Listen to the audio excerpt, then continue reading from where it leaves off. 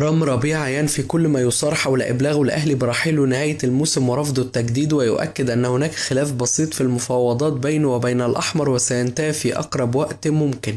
الأهلي ينتظر عودة مارسيل كولر من الأجازة لحسم مصير يحيى عطية الله وإمكانية شرائه نهائيا من عدمه أو تجديد استعارته موسم آخر في ظل رغبة اللاعب في معرفة مستقبله. شركة تذكرتي تطرح تذاكر مباراة الأهلي وإنبي في كأس الرابطة، وإقبال ضعيف جدا على شرائها بسبب عدم وضوح موقف الأحمر من خوض اللقاء حتى الآن. الأهلي يستأنف تدريباته غدا بدون اللاعبين الدوليين بعد انتهاء الأجازة استعدادا لخوض كأس الرابطة بسامي قمصان. الأهلي ينفي ما يصار حول وجود تنسيق بينه وبين رابطة الأندية المحترفة في القرارات التي صدرت بالأمس، ووجود توجه في النادي للموافقة على استكمال بطولة الدوري حال تخفيض العقوبة واعتبار النادي منهزما فقط في القمة وعدم خصم نقاط من رصيده. ويؤكد أنه ينتظر حاليا قرار اللجنة الأولمبية تمهيدا للتصعيد. رابطة الأندية تؤكد أنه إذا أصدرت اللجنة الأولمبية قرار بإعادة مباراة القمة بين الأهلي والزمالك ستتقدم باستئناف على القرار.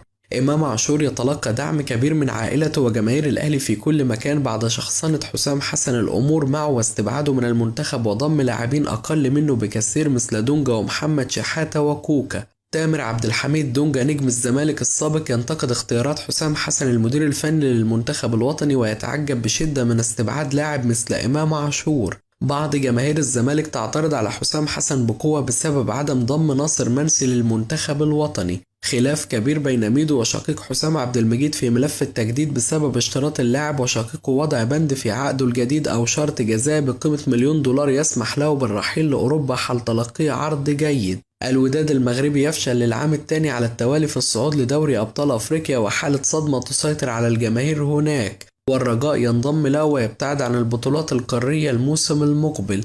مصطفى محمد يحصل على تحية وإشادة خاصة من مدرب نانت الفرنسي بعد تسببه في فوز الفريق على نادي ليل أمس بتسجيله هدف في الدقائق الأخيرة. محمد صلاح يخطر إبراهيم حسن بتواجده في معسكر المنتخب الوطني الثلاثاء المقبل استعدادا لمباراة أثيوبيا. صحف انجلترا تتغنى بتألق عمر مرموش في مباراة مان سيتي ضد برايتون وهدفه الصاروخي. محمد بيومي خبير اللوائح.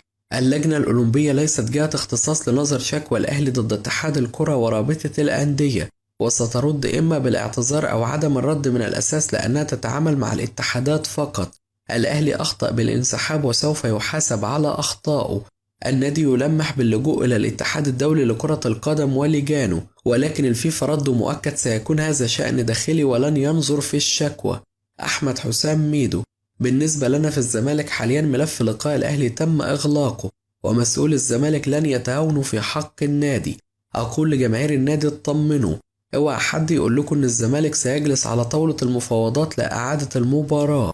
هذا لن يحدث، لا يمكن أن نتفاوض في حقوقنا، هذا حق الجمهور، فلا تهاون بأي شكل من الأشكال في حقوق نادي الزمالك. الرسالة واضحة لجمهور الزمالك، اوعى حد يحط جوه مخكم إن الزمالك سيتنازل عن حقوقه. الكلام اللي كان بيحصل قبل كده لن يحدث مجددا، ولن نتنازل عن حقوق النادي مقابل أشياء معينة، وسنحارب على حقوق نادي الزمالك لآخر يوم في عمرنا. كنت أتمنى انضمام عمر جابر لقائمة منتخب مصر، ولكن نتمنى التوفيق للفراعنة، وأيا كانت اختيارات الجهاز الفني نحن ندعمه ونتمنى له التوفيق. بالنسبة لموضوع الحكم في القمة فأنا رفضت طلب حكام أجانب، لأن في القمة الأخيرة الحكم الأجنبي ظلمنا، وكانت لنا ركلة جزاء صحيحة بنسبة 100% ولم تحتسب.